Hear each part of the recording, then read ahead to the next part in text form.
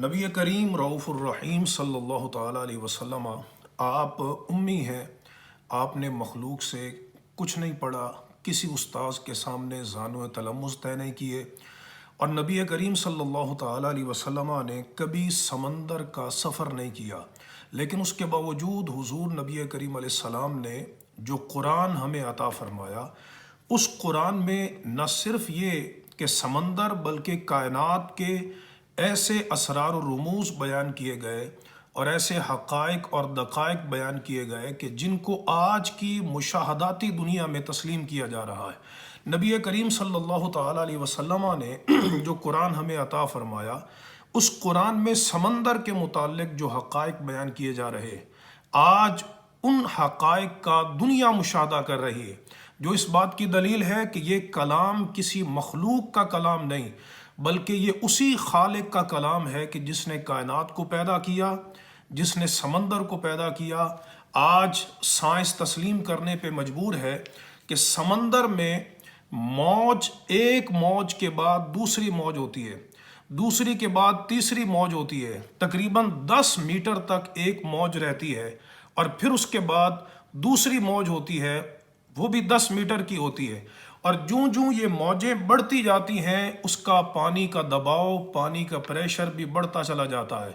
اور پھر اس کے بعد جب ہزارہ میٹر کی گہرائی میں جو موج ہوتی ہے، اس کا پریشر بہت زیادہ ہوتا ہے، اور وہاں اتنی تاریکی ہوتی ہے کہ اس تاریکی کو لفظوں میں بیان نہیں کیا جا سکتا، حتیٰ کہ وہاں پر انسان کو اپنا ہاتھ بھی دکھائی نہیں دیتا، اتنی تاریکی ہوتی ہے۔ اب دیکھیے، یہ جو حقیقت ہے، اس کو قرآن مجید فرقان حمید نے کتنے بلیغ اسلوب میں 1400 سال پہلے بیان فرما دیا۔ سورۃ النور کی آیت نمبر 40، اللہ تبارک و تعالیٰ نے ارشاد فرمایا، او کظلمات فی بحر لجی، فرمایا کہ یا گہرے اندھیرے سمندر میں تاریکیاں ہوں، گہرے سمندر کی تاریکیاں، یہ قرآن بیان فرما رہا ہے۔ یغشاہ موج من فوقہ موج من فوقہ سحاب، فرمایا کہ اس کے اوپر موج، موج کے اوپر موج، اور فرمایا موج کے اوپر بادل، ظلمات بعضها فوق بعض، اور فرمایا کہ اندھیرے ہیں ایک پر ایک، یعنی وہ جس طرح موج ایک موج کے بعد دوسری موج ہے، اسی طرح تاریکیاں بڑھتی چلی جاتی ہیں۔ یہ قرآن فرماتا ہے اذا اخرج یدہ لم یکد یراہا، کہ وہ اتنی تاریکیاں ہیں کہ جب انسان اپنا ہاتھ اس میں تاریکیوں میں نکالتا ہے تو وہ اس کو دیکھ نہیں پاتا۔ اب یہ حقائق 1400 سال پہلے قرآن مجید میں اللہ رب العزت نے بیان فرمائے، جو اس بات کی دلیل ہے کہ یہ کسی مخلوق کا کلام نہیں، بلکہ اسی خالق کا کلام ہے جس نے سمندر کو پیدا کیا، جس نے سمندر کو ہمارے لیے مسخر کیا، جس نے سمندر میں ہوائیں چلائیں، وَهُوَ الَّذِي سَخَّرَ لَكُمُ الْبَحْرَ، فرمایا کہ وہی ہے جس نے سمندر تمہارے لیے مسخر فرمایا ہے، اور اس میں کشتیاں جو چلنے والی ہیں وہ اسی کی زیر قدرت ہے، اسی کے زیر تصرف ہے، اسی کے زیر انتظام ہے۔ جب ٹائٹینک بنا تو اس وقت سائنسدانوں نے اور بنانے والوں نے تکبر کے انداز میں یہ بات کی کہ یہ جہاز کبھی ڈوب نہیں سکتا،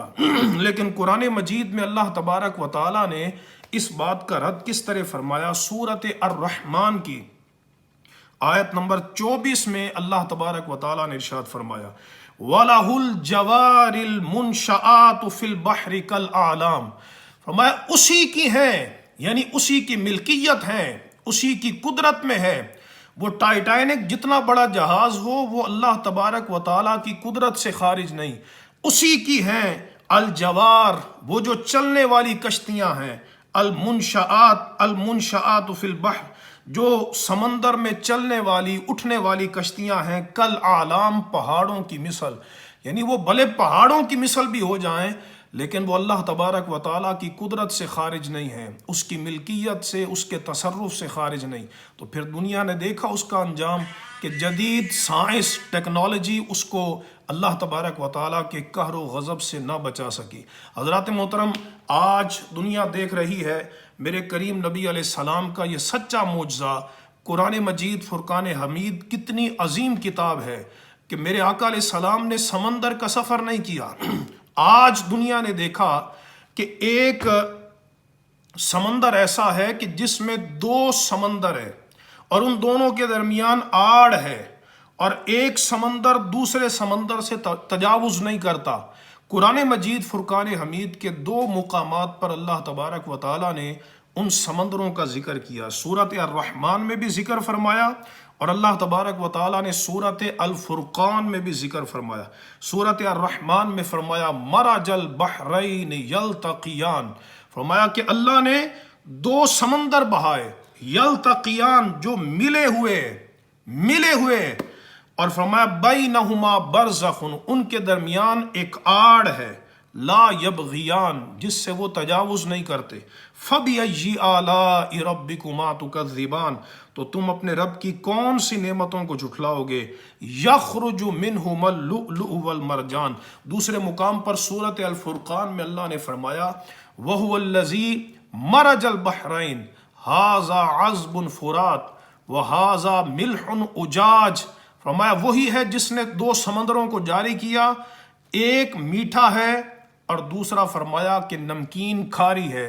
وَجَعَلَ بَيْنَهُمَا بَرْزَخًا، ان کے درمیان ایک آڑ رکھ دی کہ ادھر کا سمندر ادھر تجاوز نہیں کرتا، ادھر کا سمندر ادھر تجاوز نہیں کرتا، اور ان کے درمیان اللہ تبارک و تعالیٰ نے ایک رکاوٹ بنا دی، وَحِجْرًا مَحْجُورًا۔